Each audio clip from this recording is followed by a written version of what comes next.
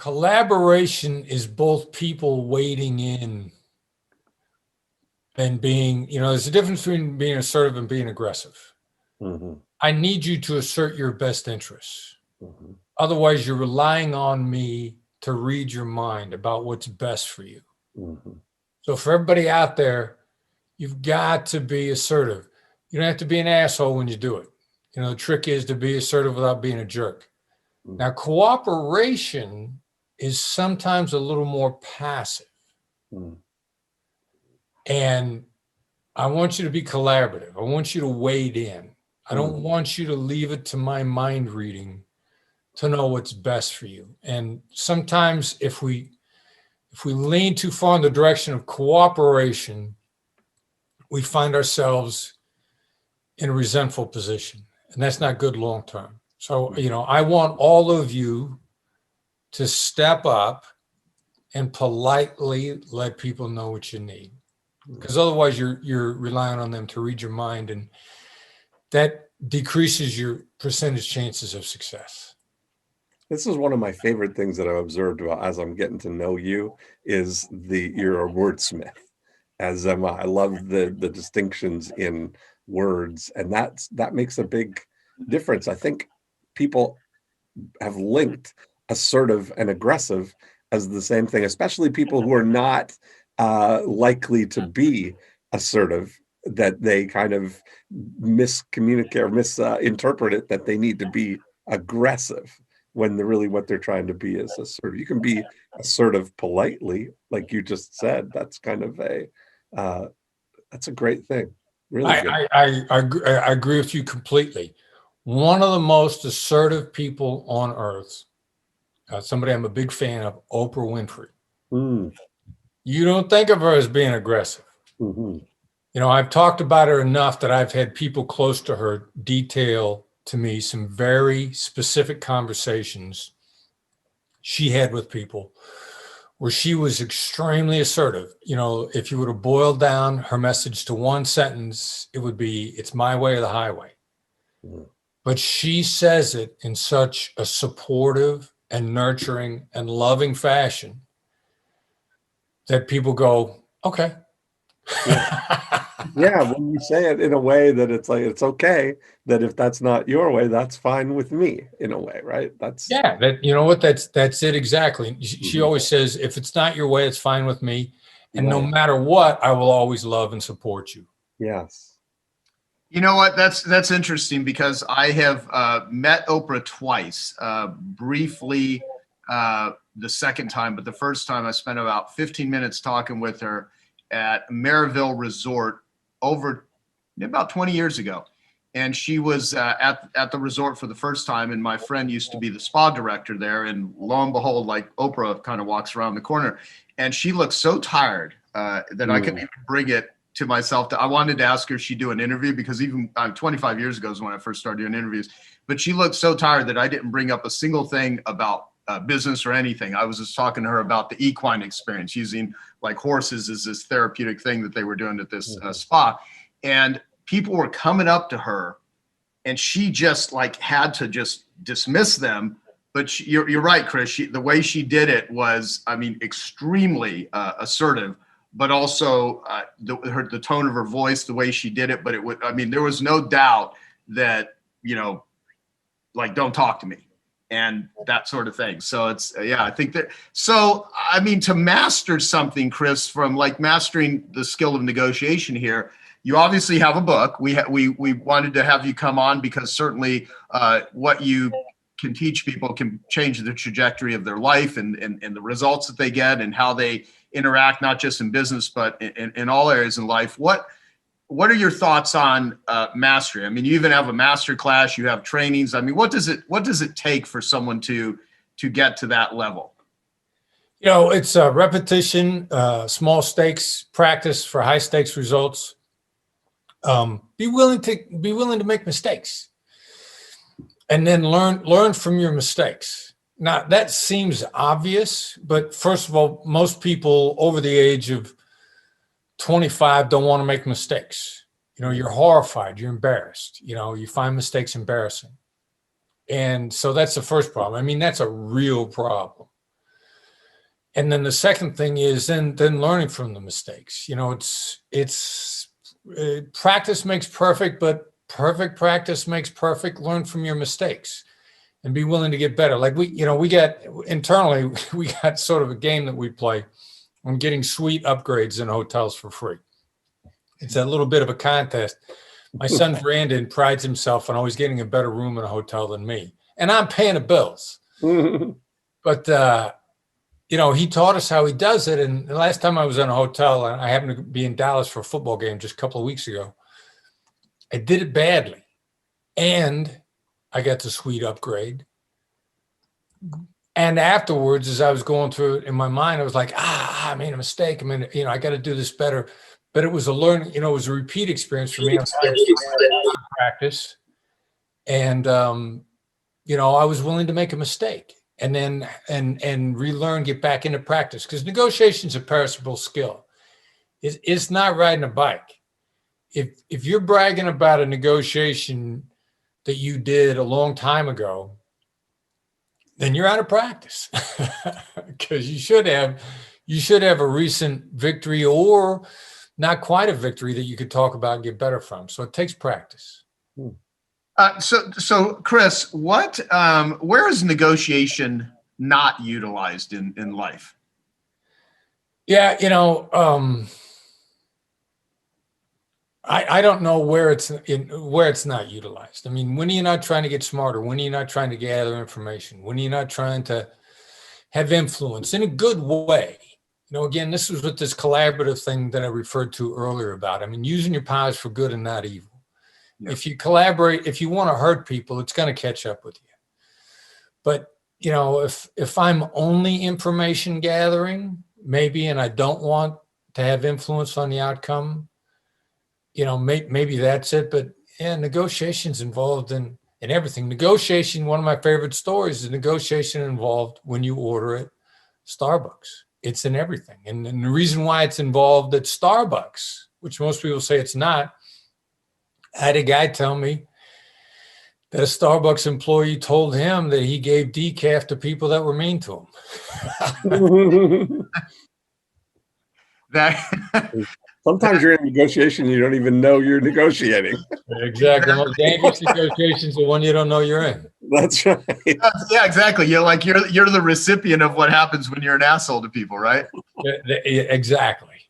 So going back to collaboration, so let's frame it this way. So you've been in some pretty serious life or death situations. I mean, the top international FBI hostage negotiator was one of your roles that you've done in your pretty expansive life. How does someone who's threatening to blow someone's head off, wanting money or whatever, that they're looking for freedom from their crimes, how do you view that as a collaboration? Yeah, well, it sounds like a cliche, but what are their actions or their threats in a larger view? What are they designed to get?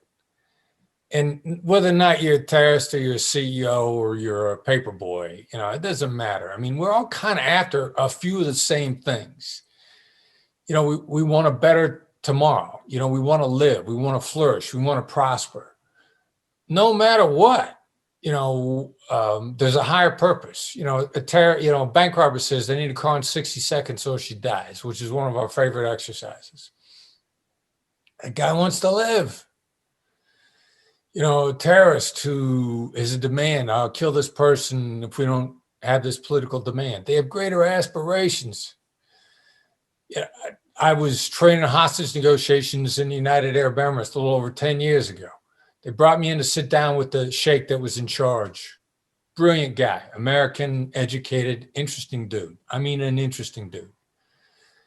And they told me before I sat down with the sheikh, if they had if they had Al-Qaeda come in, the sheikh wanted to kill him. He said, understand, the sheikh is not here for you to save terrorist lives. The sheikh is here for you to save lives of innocent people in the Emirates.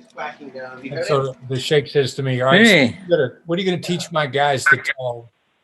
And I said to him, I want you guys to get on the phone and say to a terrorist, what you're doing is a great thing. And the Sheikh's mouth fell open. And I said, and when they do, they're going to have them the same way I've got you right now. You can't wait to hear what I'm going to say next, because there's a larger purpose to the action. So, you know, a business person, if somebody's demanding a price reduction, they're under pressure. You don't talk about the price reduction. Say, sounds like you're under a lot of pressure here. Sounds like you're really up against it. Sounds like you're backed into a corner. Get out of reacting to what they said and think about, in a bigger picture, what are they really after? And it's pretty much always the same thing, because all human beings are hardwired the same. Yeah. So what's the most stressful negotiation you've ever been in, and how'd you deal with it? Talking to my sister earlier today. Now, you know, the ones we all struggle with, the closer somebody is to us, the harder it is for us. Because it just becomes harder and harder to get out of our own way. Any time that, if I can step back at all, then I can get myself under control. And usually the way I step back is, you know, I'll vary my tone of voice. There's a couple different ways to step back, to get yourself out of a reactive, judgmental mode. Get yourself out of you know, an angry mode. You know, they say, give a speech when you're angry, it'll be the greatest speech you ever regret. Yeah. You know, when your buttons are getting punched, you're actually dumber. And you're also simultaneously more self-righteous. So it's not emotions that are bad, it's negative emotions. And anytime you can take a step back in any way, take a deep breath. I mean, you know, we're seeing all this stuff from traditional thought that now is being backed up with scientific data. Taking a deep breath is a way to step back. You know, that book Breathe is out there. I was thinking actually earlier today, you know, because I got a little heated up in conversation with my sister. But then I happened, you know, it was time for me to, I took cold shower. I take cold showers for health reasons. I instantly, my mental state changed. Cool off, literally, physically. You know, so I've varied quite a bit from your original question. What was the most stressful negotiation you were in? Hey, I hope you're enjoying this video, and I want to let you know that I have a new book that's come out, and if you'd like to get it absolutely free, there's a link below in the description, or you can wait till the end of this video, or you can simply go to joesfreebook.com and you can get a copy there. Anytime that I don't have a sounding board, if I'm in it by myself and I don't have somebody on my side as a sounding board, then I'm not in as good a position. I've had some kidnappings that were ugly. You're not going to bat 1,000. You're just not. Anybody wants to give you a negotiation strategy that says works every time, they're lying to you. I told somebody in a conversation recently, hostage negotiators had a 93% success rate, which is an enviable success rate for any sales or business person, 93% success. But that meant we shot the bad guy 7% of the time. So engage in skills that increase your batting averages and don't expect yourself to be perfect. Okay, got it. So what is your a process for like fleshing out a situation and then determining the best approach to take? Because you have to size things up, and sometimes you have to size them up relatively quickly. So how do you speak to that? Yeah. All right. So the first thing is, Colin Powell said a long time ago, never let your ego get so attached to the position that if the position collapses, your ego goes with it. What does that have to do with what you just asked me? What it has to do with what you just asked me is, when you size things up initially, understand that you're going to get in more data and your assessment of the situation is going to change. So yes, initially I'm going to size the other side up for collaboration. I'm going to size them up for whether or not they're L for half. Everybody knows what that is. Mm-hmm. I mean, I live by those phrases. I probably use them every day. I'm going to try to figure out if they're L for half. Are they easy, lucrative, and fun? Or are they hard, annoying, lame, and frustrating? And then I'm going to be willing to adapt that as I go on. I'm going to use a couple of negotiation skills that are the diagnostic tools, mirrors, and labels. I'm going to repeat something that they just said to get them to go on. I'm going to label what they just said. It sounds like this is important to you. Anything to give me more data as we're going through to back up whether or not they're L for half. Conversely, what am I to them? Am I the favorite or the fool? If you don't know who the fool in the game is, it's probably you. In point of fact, and I'd bet the ranch on this. 20% of everybody's opportunities, 20% of business opportunities are fake opportunities. We actually think that the number is higher than that. 20% of the time, the person is coming to you for your good or your service. They're looking for you to be a competing bid only. They're looking for you to flesh out their due diligence. They're looking for you to be the rabbit to drive the price down on the other side. 20% of the time. Why do I think the number is 20 and it's actually much higher? There's a book out there called The Challenger Sale. They ran a survey. They asked business people, how often do you actually lie to a vendor? You have no intention of doing business with them, but you're acting like you do because you need a competing bid. You're only doing due diligence. The executives responded about 20% of the time. Now, did they exaggerate or did they minimize? Because basically what they asked the executives was, how long do you lie to someone? How often do you lie to someone about whether or not you're going to do business with them? There's no way they exaggerated. They had to have minimized. So let me ask you this, Chris. So what's the most valuable negotiation technique or strategy that you've ever learned, and why is it so valuable? Because you know a lot of them. One of the simplest ones. All right, let's go with simplest. Mirroring, repeating the last three words of what someone just said. The last three words? Yeah, the last three words. Just repeat the nice job, Dean. I know what you're doing to me. I know what you're doing. How dare you? Just fell for it right away without even. How dare you? How dare you put me on me? Nice. If you can master that skill, because a lot of times you just need some time to think.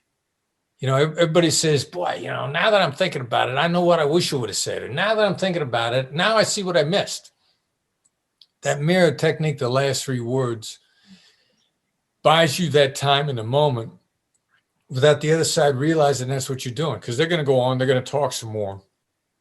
They're going to add a lot in.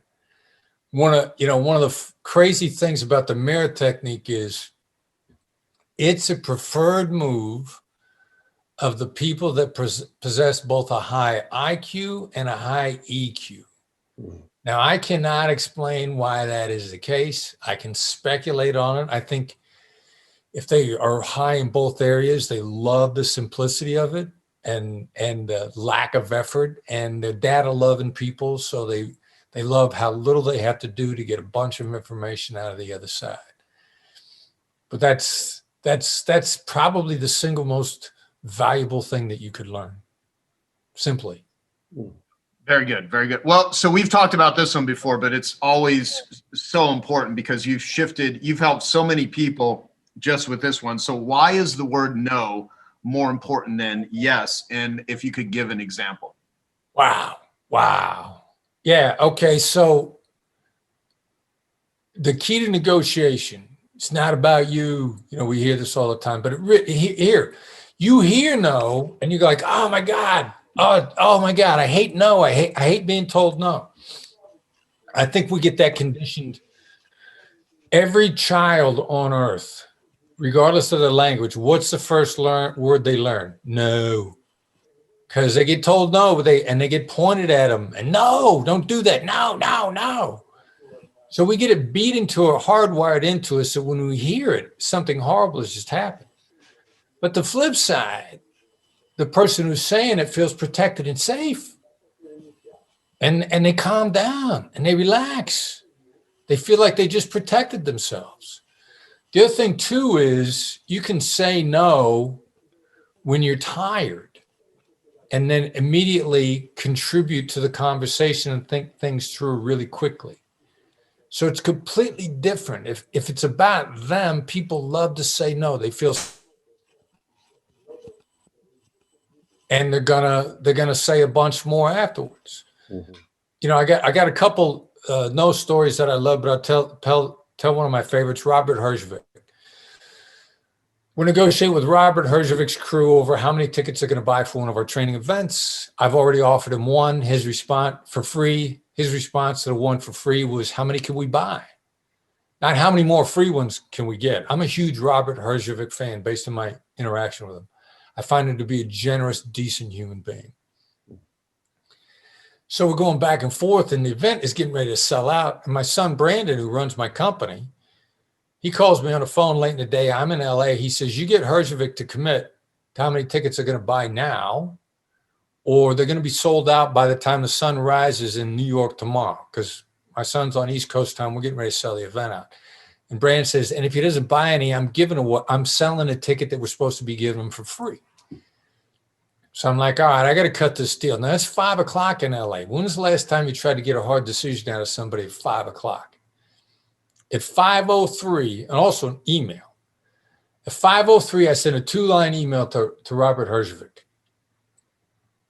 Is it a ridiculous idea for you to commit to buying 3 tickets now?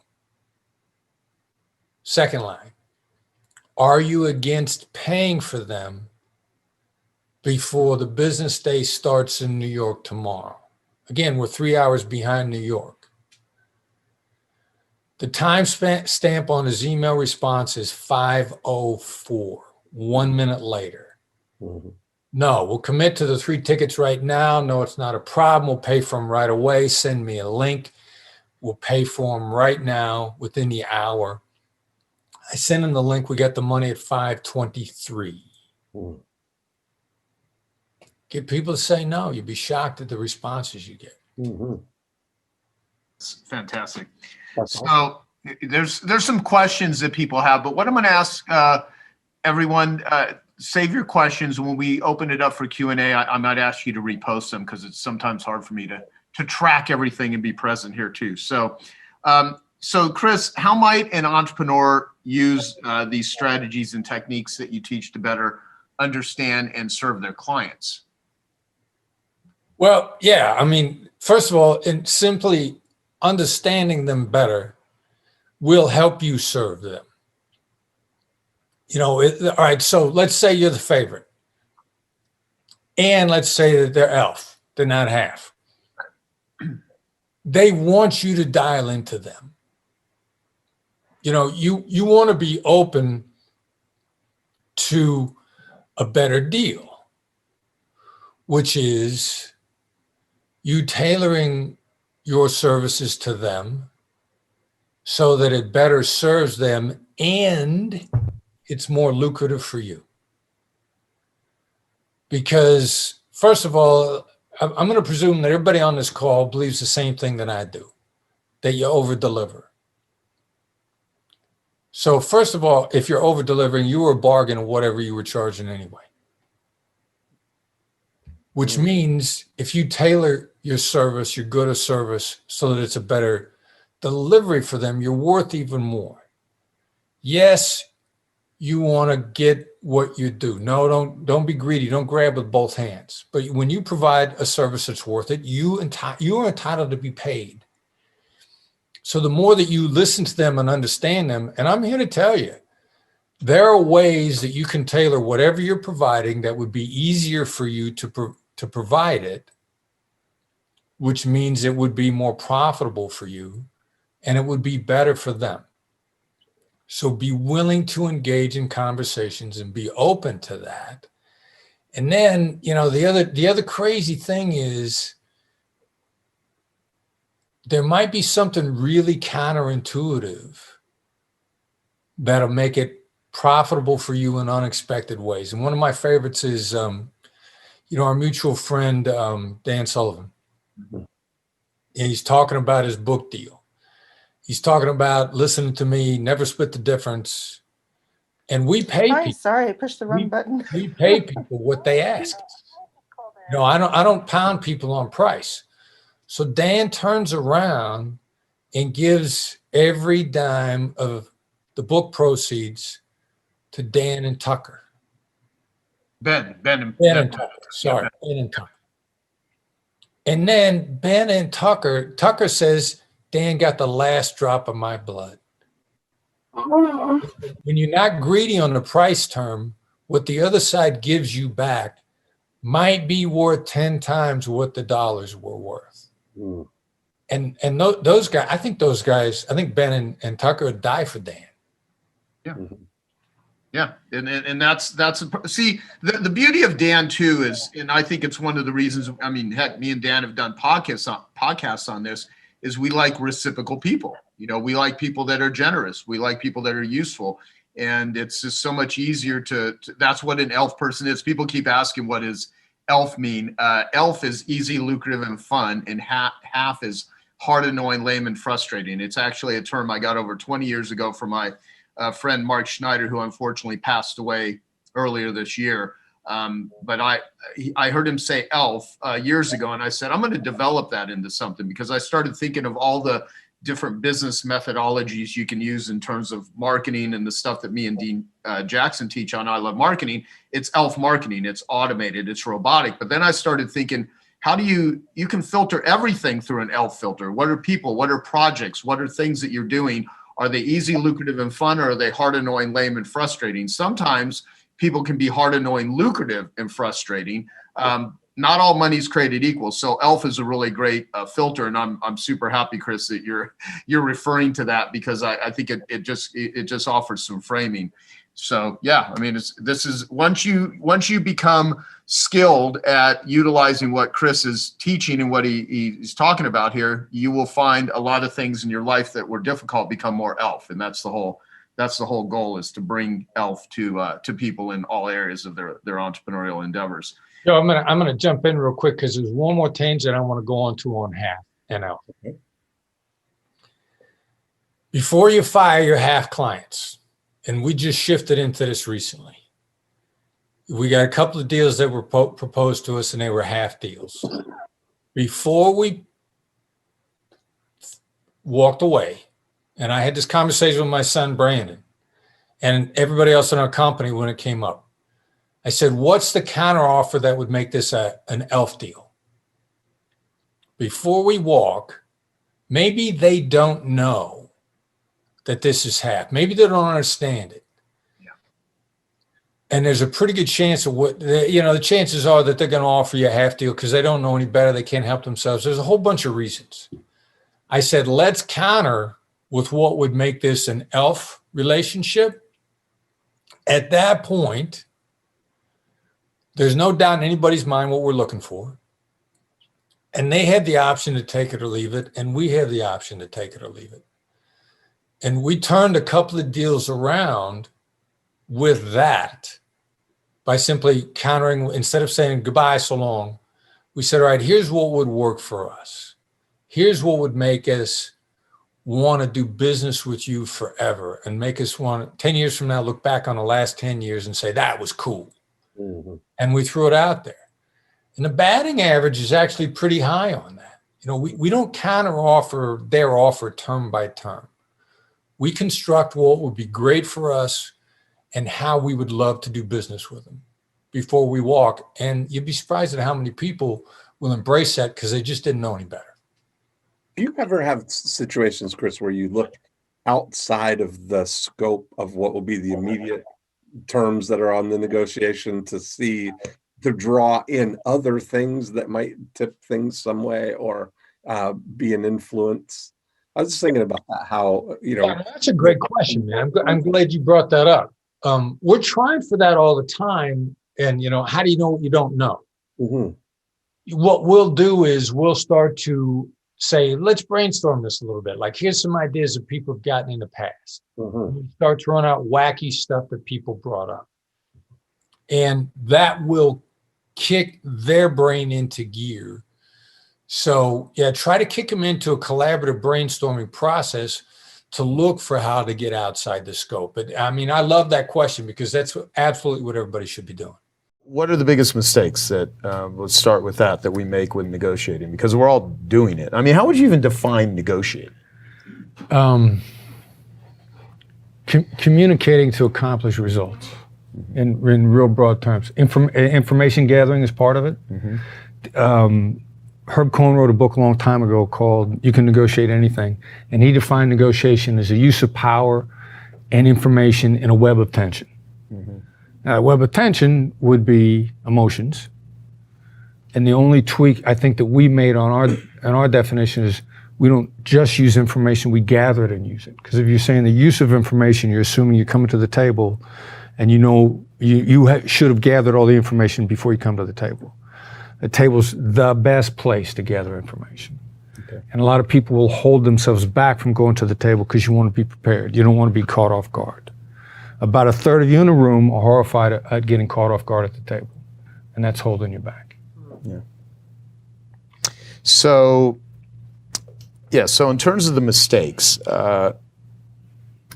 do people, like, what are some common ones that are easy to fix? Like, you have a whole way of start with about no as an example. I love the way that you know, most people want to get a yes. Maybe we can talk about how yes could possibly not be the first thing you want to hear out of someone's mouth. Because everyone here is like, you know, wanting to sell stuff, and you got a lot of the world's greatest marketers, and they're, you know, and I've had the conversation with Dan Sullivan that, you know, no's are great, yeses are great, maybes are what kill you. You know, if someone says no, you at least know where they stand, and you can either, you know, it's done, or you can, now knowing what you know, that's actually a starting point. But maybes, where someone's like, oh, I'll call you back or whatever. And so I'd love to have you talk about just the languaging and what to pursue and how to actually start the whole process of getting to, you know, something favorable and the result that you want. Yeah, sure. All right, so yes is a useless word. There is no more useless word. And the majority of you probably yes addicts. And recognizing that is one thing. Getting out of it is even harder, because you're hardwired. If you're hardwired to hear yes, breaking out of that dynamic is really, really hard. But it could be one of the biggest issues. And if you're hardwired for yes, of course, you're horrified at no.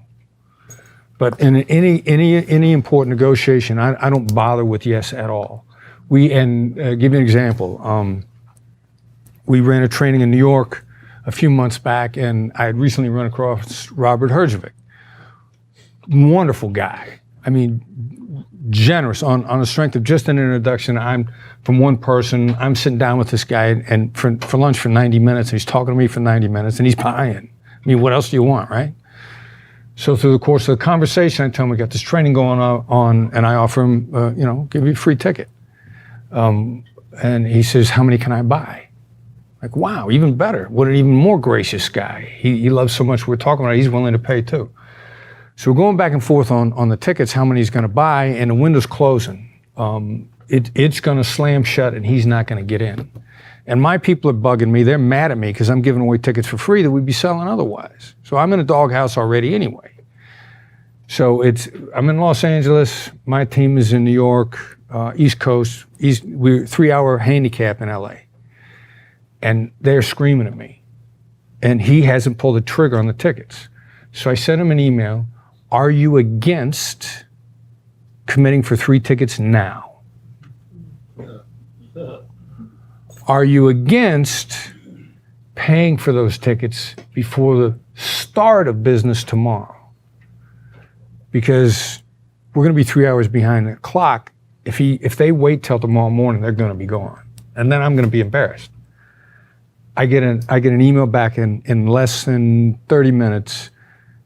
We'll commit to 3 now. We'll pay for them. And they paid for them within the hour. After 5 o'clock in Los Angeles. So every time it's really, I mean, we don't bother with yes. You can flip any kind of question, any kind of commitment question from a yes to a no, And you'd be shocked at what people will say no to. I mean, friggin' shocked. And yes is commitment, yes is hesitation, yes is concern. That's why people are really good at the false yes. Yeah, we'll talk about the false yes, so, with, versus that's right versus you're right. Yeah, this is a really good distinction and real, something I never knew or realized until That's what Tim was talking to me about that one time when we met. Exactly. Yeah. Yeah. Oh, by the way, I should say that too. When I first met Chris, it was a couple years ago, and Tim Larkin, who many of you know, has been in Genius Network for, I've known Tim for 20 years, and Tim actually is. He's been on the cover of Black Belt magazine. He's trained, lots of, Navy SEALs, MMA fighters, everyday people, men and women. And he, his book, "This Science of Violence," is that the title of his book? And he has this great. Violence is the answer. Yeah. And I've interviewed him on it. You think I would know this stuff? And when, and Tim is, he's a badass and he's a great guy. And he said that, violence is never an option unless it's the only option.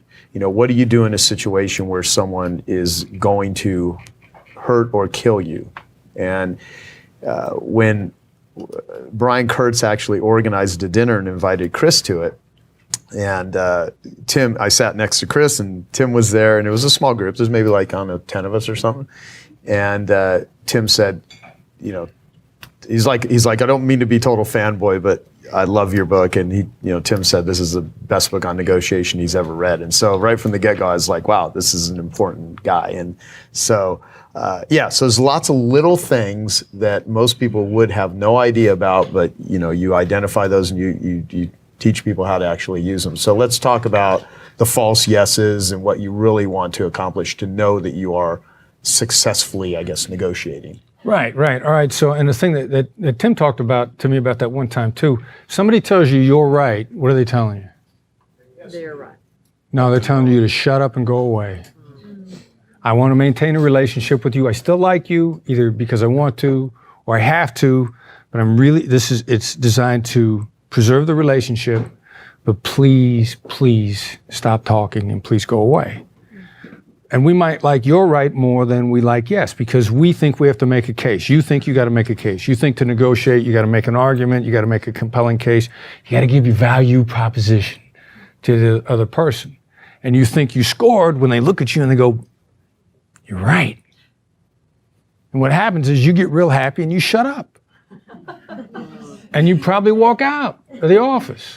You probably walk away. Or you think you made the point with your significant other or whoever it may be. And Tim sits down next to me and he goes you saved me so much money because he was on a rant with his senior team and he'd read the book and he's trying to get everybody on the same sheet of music. This is the direction we're going.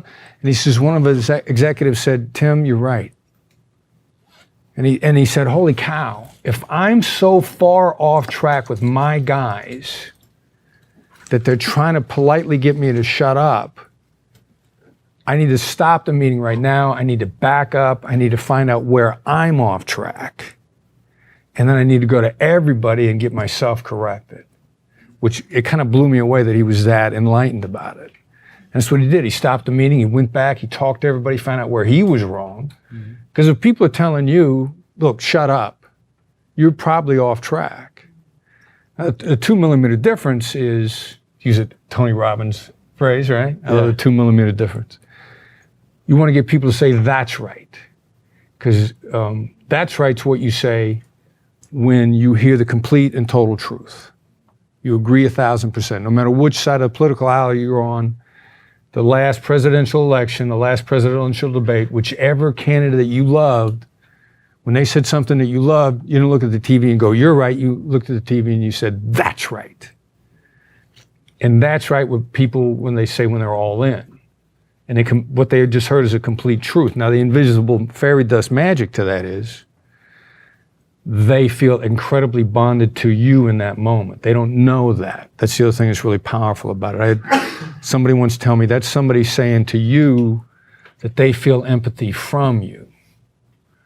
And that's so powerful.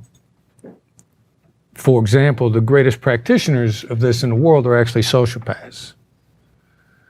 they're also vulnerable to it, interestingly enough. The idea that sociopaths can't feel it or use empathy, they do feel it and they do use it. But if you were willing to accept this premise, this outlandish idea that sociopaths are good at empathy, you should ask yourself why. Why is because it's quick and it's sustainable and they're lazy. And it's a way that they maintain really solid relationships with very little maintenance from them. So empathy saves time. You put less time into relationships to keep them strong once you've established the empathy bridge, and you've established it when somebody looks at you and says, that's right. What I really was an international negotiation coach. I coached negotiations in every culture on the planet. And they weren't asking for ransom for the American, they were asking for war damages for 500 years of oppression. From the Spanish to Japanese to the Americans, violations under blackjack, Pershing, all this sort of nonsense. This is another story that you should be tuning out right now, because you were never in an argument with someone where they were bringing up stuff from the past that didn't matter anymore.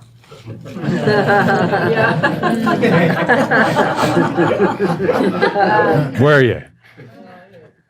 So we tried all sorts of logic, all sorts of in and out, tried to be clever. I thought I knew terrorism. I thought I knew Islam, and I thought I knew all this stuff. And finally, one day we just said, we're going to get a that's right out of the guy on the other side, the sociopath.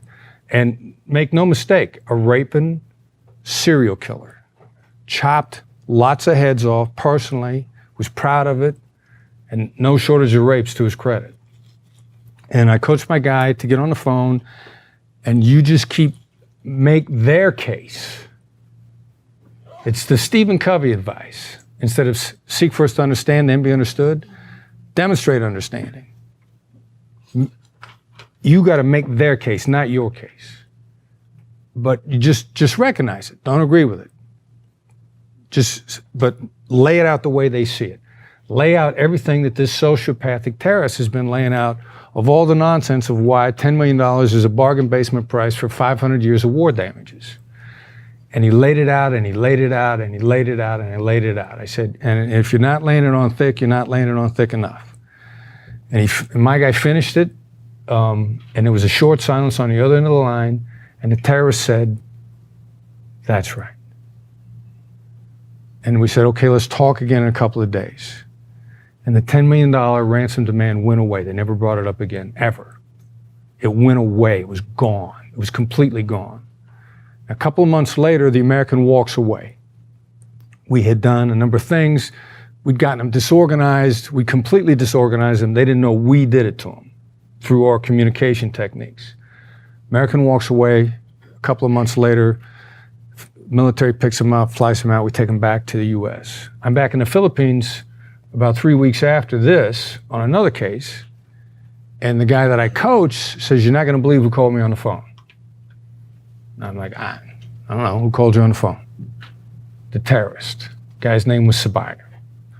Sabaya still knew his undercover name, still had his undercover phone number, was smart enough to know that he had to either be with the police or the military, but didn't know and didn't care. Called him on the phone and said, have you been promoted yet? I have no idea what you said to me on the phone. You're really good at it. They should promote you. And also think about what he's saying, because would he deal with him again? What was he really saying when he made that call? I respect you. I'd deal with you again. So it's an example. With all the raping. We know. Who would imagine that you can get to somebody like that? I would think that most people would agree that when it comes to negotiation, that all of us could have a little bit of improvement. Now, even if you are a seasoned negotiator, there are some times that you believe that you could maybe have said something a little different. So this talk is for you if you want to increase your negotiation skill sets, but also take it to the next level of how do you have deep connection in every one of your conversations. So through this 3-step approach, I'm going to be teaching you that. So before we get into this, how do we define high-stake environments? Well, it's anything that is a negotiation, a high-stake conversation or presentation. And it's also an area where we have to connect on a deeper level because we're going through maybe a challenge or a struggle. And it can also affect your time, your money, and even how you perceive your reality, so even your values. So even if you aren't in the situation where you might be fundraising hundreds of millions of dollars in your life, you're in difficult situations and conversations every single day. How many people in here are parents? Awesome. So having those deep connection conversations with your loved ones and being able to have that effect that you want. What about your spouse or intimate relationships? How many people are in those? Right? So slowing down, being able to get the most out of those situations so that you can get the results you're looking for. Team members and business partners, all of us, I'm assuming, even if we have that remote team member, we want to be able to connect with them, get to the heart of the matter. And then we have clients and customers and patients.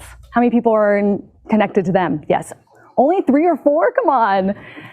And then we have also team members, and we have investors, board members, and advisors. And so looking at how we navigate those situations. And so you're probably looking at me and saying, how did she get into negotiations and sales? Where did that start? Well, it started at the kitchen table. My parents were in real estate and real estate sales for over 40 years. So growing up in a very highly entrepreneurial atmosphere, I saw the highs and I saw the lows and everything in between. And so in the early 90s, I was a teenager, and as you know, real estate, we're going through it right now, has some cycles, and we were in a deep recession, and it was a time where I got to wake up to a time in my life where I realized that if I was going to have something in my life, I had to own my results. I had to take ownership, I had to take responsibility, and I had to make a decision. So you all in your seats right now and at home, you might be at a spot where today is that decision to make, that you want to take your relationships to the next level so that you can live the life that you want to live. And so that was a very impactful experience that led me to be in sales and to understand it on all different aspects and doing extremely well at a young age, making a lot of money and helping a lot of people and how to take things to the next level. Hey, I hope you're enjoying this video, and I want to let you know that I have a new book that's come out, and if you'd like to get it absolutely free, there's a link below in the description, or you can wait till the end of this video, or you can simply go to joesfreebook.com and you can get a copy there. So where we got to start here is negotiation strategy. And so in negotiation strategy, we have distributive and we have integrative. Distributive is that tug of war that you have, that it's maybe that one-time negotiation where you don't know if you're going to see that person again. And so it's a lot of bargaining. It's cards are close to your chest. And so you're trying to get that result, but you might not see that person again. What I really focus on is integrative, which integrative is looking at long-term relationships that we all benefit, that we all win. But don't worry, Chris Voss, I'm not going to say win-win, right? So it's looking at how do we get to that deeper connection so this is an ongoing relationship that everyone benefits. So as you know, in negotiation, there's a technical side, which I could go into, which would be a 2 to 5 day intensive where we could go into things like pre-framing, reframing, framing, to agreement frames, to anchoring, to sales cycles, all these different things. And what I'm going to do today is really focus on the artistic side, because that's something that you have a lot of control over. And it's really looking at how we have this technical and artistic side combined, which really makes it so that we are able to be authentic and have your true essence come out. So the first concept that we're going to go over is to breathe. And I love this group because we have Jason in the back right here who's done such an amazing job. I love being in groups and in environments where there's so much pre-framing and people are ready to go with breathing. And what I'm going to try to do is take that breathing, how do we bring it into our high-stake environments? How do we get that artistic side with our breathing and start connecting those dots into those high-stake situations? So here's some basic takeaways is you want to elongate your breath, especially the exhale, because that stimulates the parasympathetic nervous system, which is really where we want to be in our rest and digest. So rest and digest. So we want to slow down and elongate that breath, especially the exhale. Because at the end of the day, our breath is the entry point to increase our life force energy and really have that essence that we're looking for. And as you've heard, I'm sure from Jason too, but a lot of different cultures talk about this in ancient wisdom. We have ki, mana, prana, chi, and so it's understanding that there is this thing called energy, and how does that, we have this access point of our breath and using that, and to be able to slow down. And the big thing that you're looking for is to have that alignment, embodiment, and congruency. Our breath is connected to so many things. It's connected to how we look at our values, which creates our beliefs and attitudes, which creates our thoughts, emotions, actions, behavior, and our words, and how we have clarity and how we execute. So slowing down and being able to embody your breath really gives you that range of what we want to look at. So something too, looking at your breath, a part of my background experience, you're probably thinking like, okay, she's teaching us negotiation sales. Why is she slowing down and talking about meditation and breathing? And so something that happened to me over 14 years ago, as I was a corporate sales executive and I was also a competitive triathlete, I was in 2 consecutive accidents where I had to rebuild my whole entire body and relearn how to walk.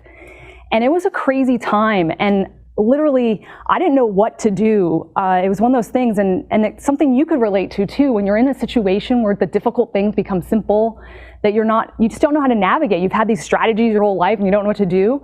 And so I wanted to contribute to some teachers that I met along the way that taught me this information. Narazi Magnolia, he was my first teacher coming out of these accidents where I could barely walk, and if it wasn't for this man, I probably wouldn't be here today. And he was a huge believer in Tai Chi and Qigong and yoga, and he even got me to live in an ashram in India where I had a lot of healing and going through my breath work. I also studied with Harada Roshi for over 10 years, doing silent meditation retreats in Japan and all over, and he taught me just the connection of our breath and how that is connected on all different levels and what we can do with it. And then I also wanted to highlight just one more person was our 2 people, Catherine Fitzmaurice and Saul, and I did voice work for 3 years because I had major PTSD after my accidents. And so what I wanted to do is just go over some basic things you want to do with your breath. So you want to speak at the top of your inhale. So when you're in high-stake environments, you want to be able to be at the top of your inhale so that you have that range with your exhale and you can be able to do a lot of different things with your voice. So it's something to practice. You want to also do a 360-degree breath.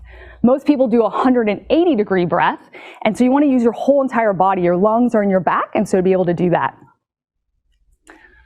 And you want to do 4 to 7 cycles of breath cycles a minute. So something to focus on there as well. Most people do 14 to 17 breath cycles per minute. And this is all to increase and being in the present moment. So breathing, the next thing we're going to go over, the number 2 thing is listening. So remember, we have a 3-step approach, so listening. And that is really looking at the levels of listening and breaking that down. And so the levels of listening, the first level is the level 0, which is really no listening at all. It's no listening, speaking only. How many people have been that experience when you're in a conversation, you're not really even in that conversation? So it's something to slow down and look at what level are you at. Level 1 is looking at subjective listening. This is all about the listener and their agenda, and this is where 80 to 90% of people are, and this is where they're taking their reality through their filter and reacting to it. Level 2 is looking at listening and not being in the present moment. When you start slowing down and looking at the how and coming out of this to be present, a lot of times we're thinking about the past or we're thinking about the future or something that is on our mind or what we're going to say. And so it's being able to slow down 5 minutes a day and just being present with our breath, and remember elongating, especially the exhale. Level 3 is objective active listening. So being able to objective active listen is really about problem solving. It's looking at the facts versus the story. How can we get to the solution? What is actually going on here? We can move it forward, which is great in work environments. Level 4 is looking at intuitive listening. And this is where you're taking all 5 of your senses. So that's visual, auditory, kinesthetic, gustatory, and you're able to see what's happening in between the lines. Because most of the time we're in these surface structures and we want to get to the deeper structures. So you're able to slow down and be able to actually like ask questions and look at how this all connected.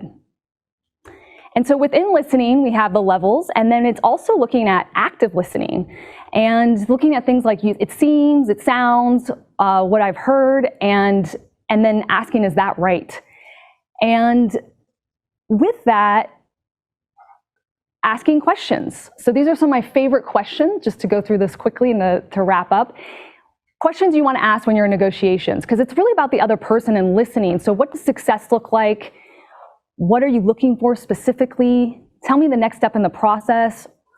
Tell me how you make decisions. These are all really great questions to ask. So here's a summary of that. Take a picture. And so it's about practicing intuitive listening and elongating your breath in low-stakes situations so you can do it in high-stakes situations.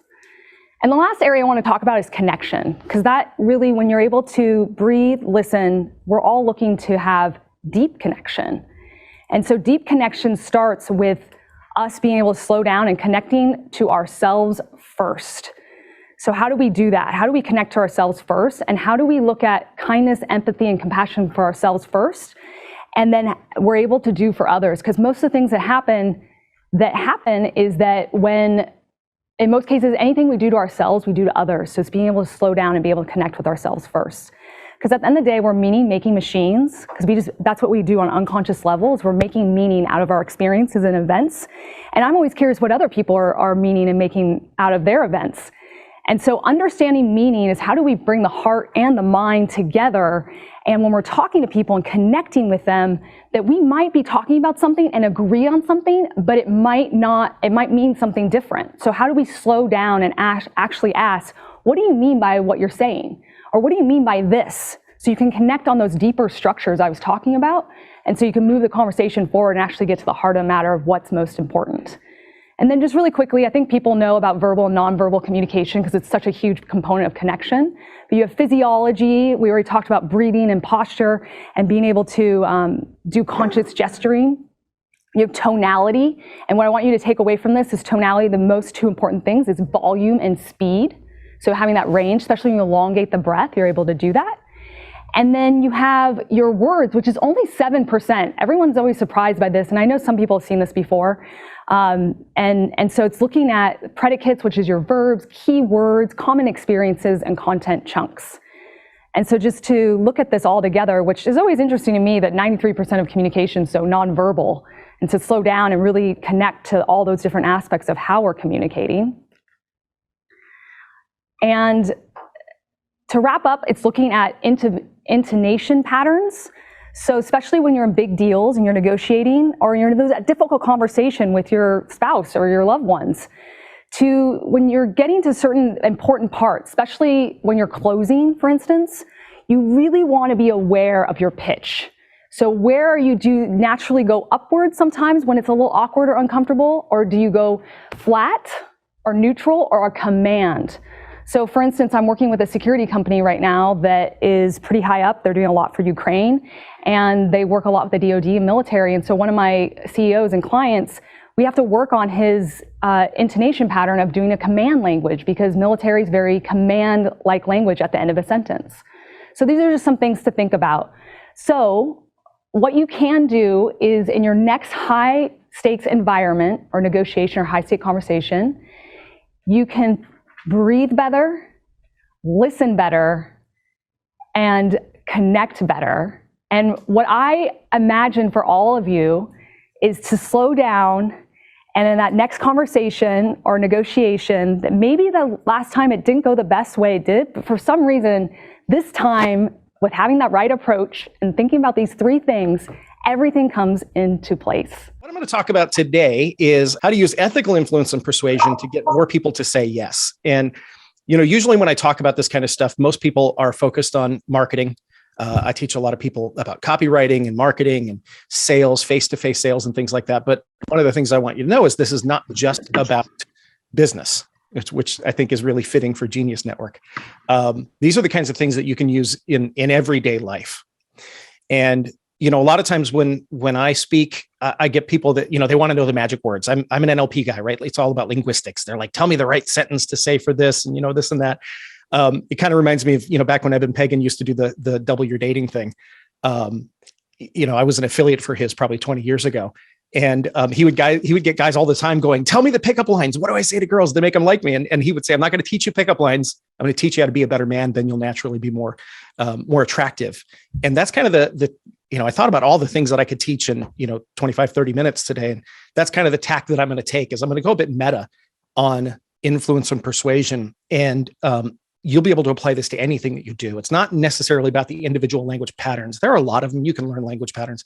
This is more going to be about how to think about how you speak to people in a way that will get them to say yes in every area of life, every context of life. So I'm kind of new to Genius Network. My wife, Kayla, and I, we joined in January. Don't know a lot of people yet. So I'll just spend a second kind of telling you where I came from and how I got here. This is where it all started for me. Back in 1995, I started a company called Liquid Mirror Software. I was what we affectionately called back in the day a shareware author. Try before you buy software. And I actually got into business for a really weird reason. I was 20 years old. I was fresh off the streets, being homeless. And my girlfriend, who I'd only been dating for a few weeks, got pregnant. And I had no ambition in my life. I didn't have a high school degree. I didn't have really any skills other than the fact that I was a hobbyist programmer. And I knew I needed a career. I knew I needed to take care of this, new human being that was coming into the world, who's about to turn 30, which is crazy to me. And, I was a security guard making $6 an hour, which was a lot of money for me. I mean, I think minimum wage at the time was $4.50. So $6 an hour is like, wow, I was making it. And I knew I needed to do something, and really programming was the only skill that I had. And this new thing had been coming out called internet programming. You didn't need a degree to get into it.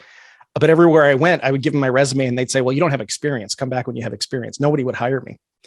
And after probably 20 or 30 interviews, I was finally like, how am I going to get experience if nobody hires me? And I came up with this idea. What if I came up with my own software company and I published my own software title and then put that on the resume? Then I've got experience and people will have to hire me.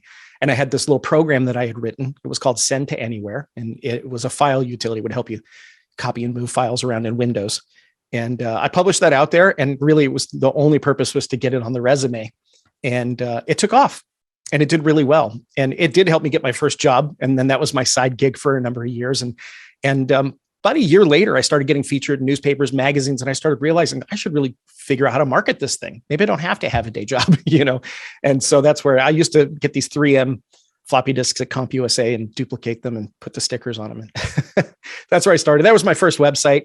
Back in 1995, that was my earthlink.net free 10-page website that I had there. It was beautiful. I ended up with a better one later. Started one of the very first shareware networks. If you ever downloaded shareware software in the late 90s and 2000s, you probably downloaded from one of my sites called the Shareware Junction Network. Had one of the very first file hosting companies out there, SW Mir, years ago. In 1998, everything changed.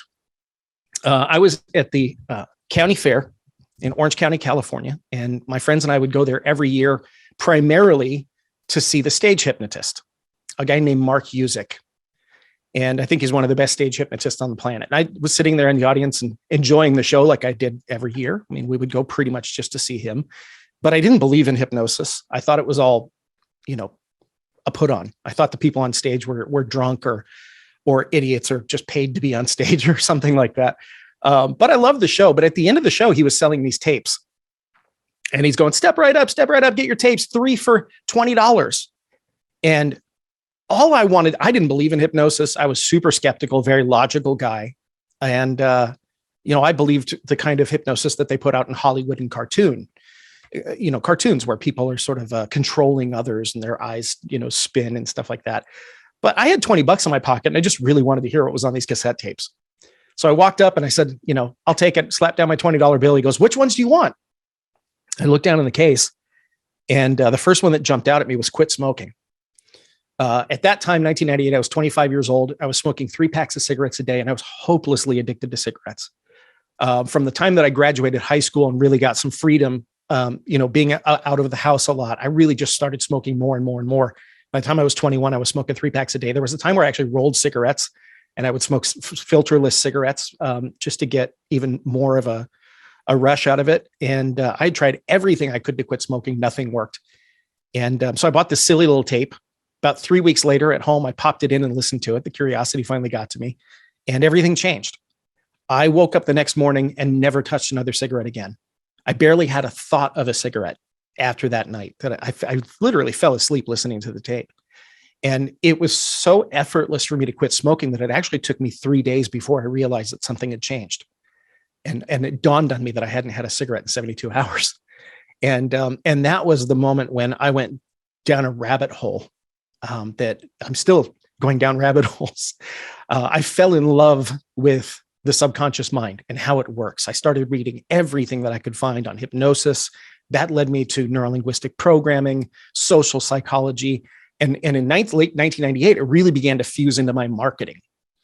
And I began to play around with these ideas of things like conversational hypnosis and embedded commands and anchoring, and using these things in my marketing to such an extent that by 1999, 2000, I was actually writing copy for other people. I'd never been trained as a copywriter. I'd read some books. Of course, the Joe Sugarman book, was the one that really got me started. If anybody's ever read that, if you've never read that, it's definitely one of the top books to read on copywriting, the slippery slide principle, right? And, really helping other people as well. And it was great because, working with other people, I could really see the objective change in their results just by adding a few things. Sometimes I wouldn't even rewrite their copy for them. I would just change a few things or put a little embedded command in that was almost already there. And I just became fascinated with this. So in 2000, I became certified as a hypnotherapist. 2001 NLP. I ran a practice for many years. I'm still a coach till today. We run a coaching practice. But my real love, like my passion, is fusing together, NLP and hypnosis and psychology with marketing, because I really think it's all the same thing. And I think a lot of times people think that marketing is about creative writing, whereas in my mind, it's all about hypnosis. It's all about suggestion. It's all about really getting to the subconscious mind. So today I'm the owner of Transform Destiny. We're the top NLP training company in North America. And also with my wife, I co-own Transform Destiny, and also with my wife, I co-own Influence to Profit. And that's where we teach heart-centered business owners ethical influence and persuasion. I think the most important word of that is ethical. Because I find that most people who are heart-centered business owners, they have something that's going to transform the world in one way or another, or at least transform a life, help a person out, and they just don't know how to get that message across. And that's what I'd love to do, is to help people, number one, craft that message, and then number two, amplify it, teach them how to get that out there. Here's the problem. We live in a high saturation world. This is, I think, in the last 2.5 years, even ever more so a problem.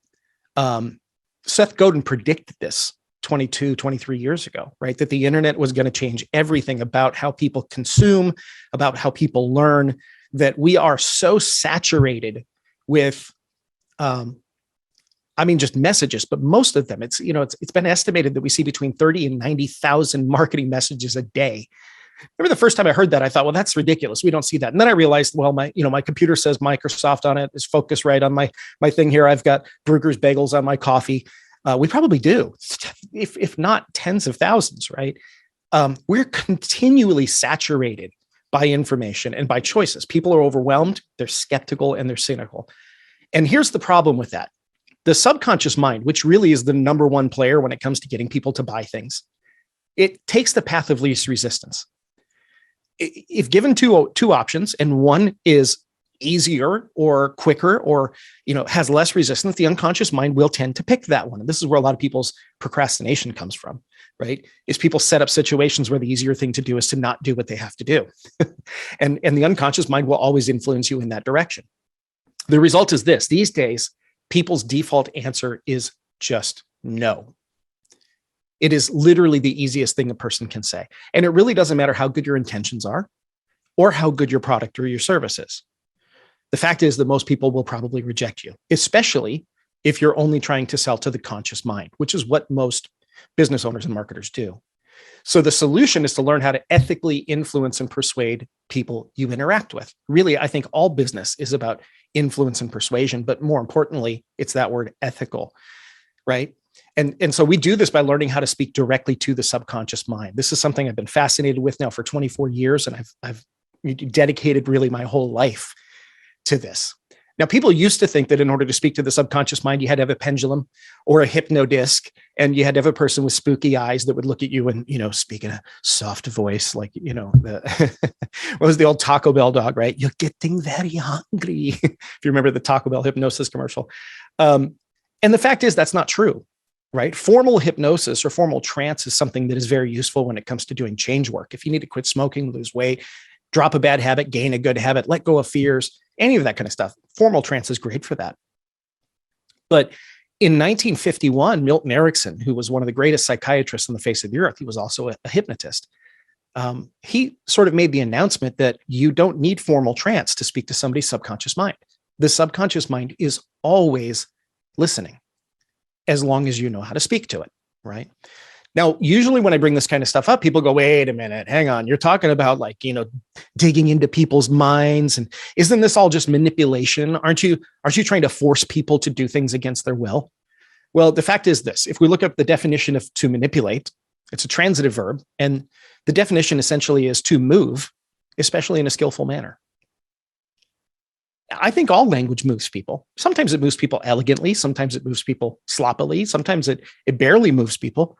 But really, when we communicate with people, we're trying to move them in one way or another. We're trying to move them from one state to another state, from one decision to another decision, from maybe where they are physically in one place to another place, right? We're always trying to move people when we speak. And wouldn't it be great to do that in a skillful manner rather than what most people do, which is, most people, they learn most of their language between 5 and 8 years old in terms of learning how to speak.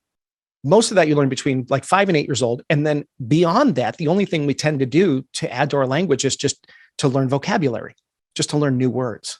Most people don't actually invest time in learning how to skillfully use language, which is a very powerful skill.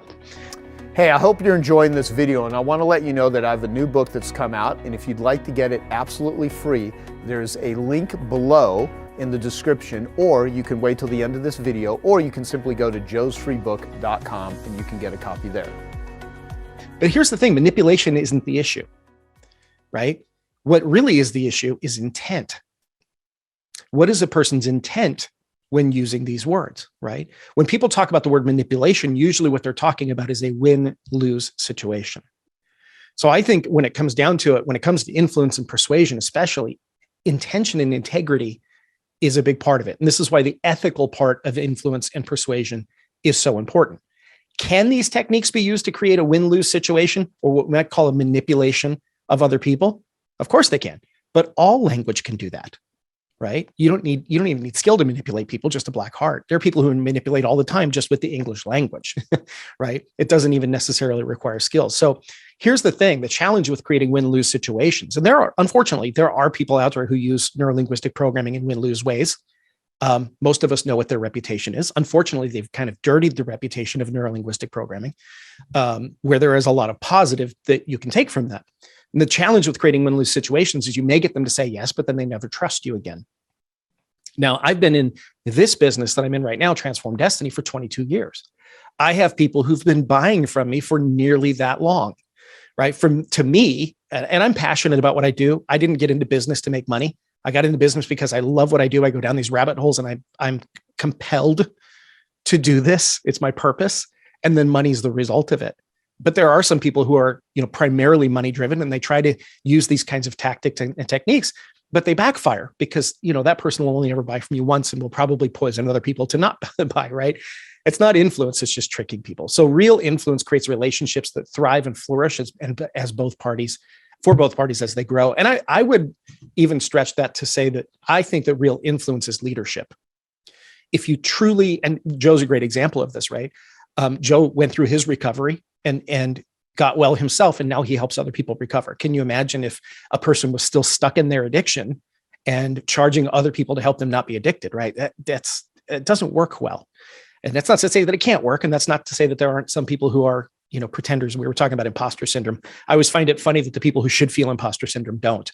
And all the people who are really the good, genuine, kind people who really can help people are the ones that feel imposter syndrome, right? I think that the true influence is about leadership, right? So that means walking your talk, believing in what you sell. And that, of course, goes even further into making you a more influential person. When you are fully and 100% congruent behind what you're selling, that makes other people want to follow. So really, in essence, ethical influence makes you an excellent communicator. So if you look at the mind, there's a lot of misconceptions about the conscious mind, subconscious mind. A lot of people say we only think with 10% of our mind. It's actually nowhere near that. If you look at the research, and a lot of this comes from Mihai Csikszentmihalyi, the conscious mind actually only makes up 0.006% of the mind. It's 6/1000th of 1% of the mind. The conscious mind is the other 99.994%. The conscious mind is logical and analytical, which is how a lot of people try to sell and market, whereas the unconscious mind or subconscious mind is emotional and organic. The conscious mind is in charge of accepting or rejecting what it encounters, whereas the subconscious mind is in charge of desire. The problem with trying to sell to the conscious mind is this. Conscious mind is like one of those funny guards that you see. If you've ever been to England and you've been to Buckingham Palace, you get the guards. By the way, don't ever touch them. They're badasses. They will kick your ass hard. Other than that, they won't look at you or move, but they have permission if you touch them to really mess you up. The conscious mind is kind of like one of those guards. It's standing guard outside the gate, and it's the gatekeeper. It's the guard that you see at the Royal Palace. Its job is to filter out the environment and to keep out suggestions. That's really the job of the conscious mind, right? The intention is supposed to be a good thing, but often it's not. Very often it's our conscious mind that prevents us from achieving what we want in our own lives, from taking that chance and falling in love, or from buying the thing that we know is going to help us, or from starting a business, or whatever it is. A lot of times it's the conscious mind that gets in the way and rejects the wrong things. And so what we have to do, we have to learn how to bypass that gatekeeper, right? And if you do, you have access to the vast majority of the mind that's in charge of desire, which is where all buying decisions are made. And there are people who go, what if I'm B2B? What if I'm selling to corporations? Well, you're still selling to a human. Somebody said this at the last Genius Network mastermind, which is, it's still H2H. It doesn't matter if it's B2B or B2C or anything else like that. If you're selling to another human being, desire is always part of the equation. Now, it may not be the desire of, I want this fancy car, but it may be the desire of, I want to make this good purchase decision so that I get praise from my boss and other people think that, I'm a good worker. So there's always desire as part of the equation. So accessing and communicating with the subconscious mind is the key to great marketing and sales. And really the number one thing is desire. It's the driving factor in all sales and marketing. So what I'm going to present to you now, I'm going to kind of go meta on influence. Instead of giving you language patterns, I want to teach you how to think about what you say so that you can choose the language patterns that you probably already know. And this will help you in your copywriting and face-to-face sales and your relationships. My first, by the way, guinea pigs when it came to hypnosis and NLP were my kids, right? My son was 5, my daughter was 3. And using this in my everyday life was how I really began to start to get good at it before I ever even introduced it into business. What we'll do, I'm going to quickly show you this, knowing that this could open up a bazillion questions, but I'm not going to do a whole bunch of questions. What I'm going to do is just paint a picture of where I'm going to do my best to reinvent the way that things are sold using methodologies that already exist out there, using crowd sourcing, not crowdfunding, but crowdsourcing sites like Fiverr.com, freelancer.com, Elance, 99 Designs, Tongle for video, Top Coder. There's a lot of crowdsourcing where you get the crowd to do stuff. Now there's a site called freelancer.com, and they had a Expose Our Logo contest. This is a 2-minute video, and they basically put up, this is the second contest they did. The first contest they put up money, and they had all these people do all kinds of stuff to show their banner, their logo, videotape it, upload it, and share it. And whoever did the best job won $25,000. So all of the footage that you're about to see, all of these people, many of them in Asia and Europe, did this for nothing. They actually worked to go trying to win $25,000. So what I want you to envision is you have something that you want to sell. Instead of paying for advertising, what if you actually just put up money or a prize or a vacation and you incentivize people? Like I know one of the things diabetes. You want to, a community. You find the top people that have, cured diabetes for their children, put up a prize. Whoever has the best story, you can crowdsource anything. So one of the things I'm helping, Tony Robbins is going to put up $1 million in probably his Rolls Royce. For a contest that I'm developing with him. Peter Diamandis, we're going to put together a contest, a sugar contest with JJ Virgin. So there's all kinds of things that I'm working on, and we're throwing mud against the wall in a lot of ways. But I just want you to see what people will do for something not even sophisticated, like Expose Our Logo. And go ahead and show this in my. I need a Kleenex. Oops. Let's start that bad boy over.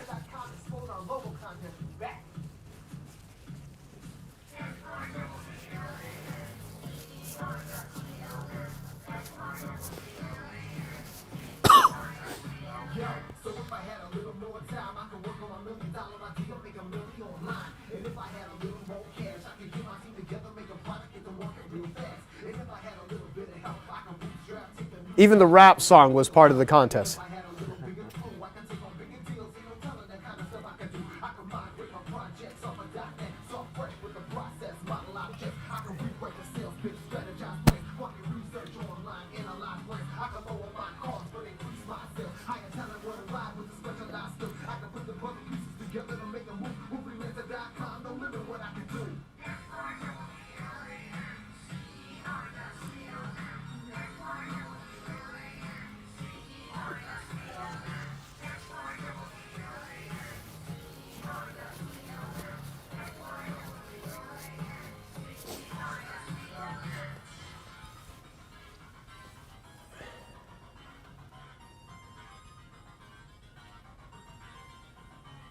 Yo, I can get the job done, put me in the game. I bet that you get it, you better believe I'm taking my claim. While you sleeping, I'm working my code so clean. I could be the MVP of your virtual team with the 6-figure skills and the 3-figure price tag. Cutting in a check from the web to the iPad, iPhone, mobilize team. I can localize apps using tokenized strings. I can write flex in AS3 to integrate with back database services using PHP, and I can do it at a fraction of cost with no loss in quality. So call me, satisfaction's guaranteed. Expose the freelancer.com logo somewhere crazy. Shoot a video and upload for your chance to win. That's the model. Shoot, upload, and share. Win 25. Now, if they would have had to pay people to do all of that, how much do you think it would have cost them? I mean, how the hell would they have even organized it? It would have taken, and what did they do? They held a contest. They incentivized people to do it. They went out to their own pre-existing list, and they got a shit ton of exposure. So I saw that stuff, and I'm sitting there thinking, man, many of you know I'm Richard Branson's largest fundraiser. So I do trips to Necker Island every year, but I'm kind of bored with them now. So this year I'm not going to do. I'm going to let Yannick Silver do the trip until we can go to a different place. Because even Sean married someone. He did the ceremony. Yeah, whatever you call it. I mean, I try to stay away from the marriage stuff. Yes, Virgin Galactic was actually created because of a contest, because of crowdsourcing. And so Peter Diamandis, in 2004, he had the X Prize Foundation. Have you guys heard of the X Prize? Okay, well, do you know where X Prize, the name, came from? X, it took him so many years to find a sponsor. The name of the sponsor was supposed to be in front of the prize, but the X just ended up sticking, so it became X Prize. But that he came up with the idea to do an incentivized thing when he read The Spirit of St. Louis about Lindbergh, flying across the Atlantic, and Spirit of St. Louis. And the year that they put up a $25,000 prize for him to fly, people to fly across the Atlantic, Lindbergh won. And basically, the year that year there was 6,000 flights for private planes, not private planes, but for Atlantic flights. After he flew successfully and won the prize, the following year they sold 180,000 tickets. The industry increased 30-fold because of an incentivized prize. So if you want to dramatically launch anything that you're doing, you can sit and try to get creative, write powerful copy, but let the inmates run the asylum. So I started thinking, how many of you have ever used Fiverr.com? Okay. So Fiverr is like one website, although you can use 99 designs. There's all kinds of things that you can do. But I was sitting there thinking, okay, so what if you put up $10,000? You got a book that you want to sell or some sort of whatever, educational program, but it would probably work for anything. And you want, people to do things to help promote it. So for $10,000, you can get 2,000 unique things done for $5 a pop, right? 2,000. Now, let's say 95% of them are all crap. But there's 50 of them that are awesome, that just exceed all expectations. And so you can get people to tweet their list, to send out a Facebook message, to do a 1-minute animated video, to do a voiceover, to, take a picture of your book or your company name, in a weird location on a roller coaster, whatever. And whoever does the best job doing whatever your goal is, whatever you're going to incentivize them, what you want them to do. Here in this particular case, it was expose our logo. But whatever you want them to do, like I need to get in touch with someone. Whoever gets me in touch with this person, like Oprah, to call me wins 10 grand. I'll put $10,000, you know, whatever. You just come up with shit. And so all these people are working on 99 Designs and Fiverr and Freelancer trying to just get money anyway. It's a commerce site. They're just trying to get paid for their skills.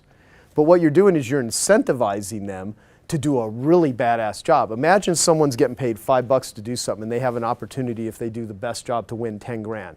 That will change their life. So I was sitting there thinking, if I took the $360,000 I spent on full page ads last year and I took 10% of that money, $36,000, and I allocated $10,000 for a prize, another $10,000 to, you know, get stuff done, and just tested it, there's no way in hell that's not going to sell a boatload of stuff. Okay, I hope you found that video awesome and useful. So if you want to get a free copy of my book, I want you to click here. And if you want to watch some more videos that'll be useful and awesome, click here. Go ahead. They're over here. Do it now. Come on. Thank you. Watch them.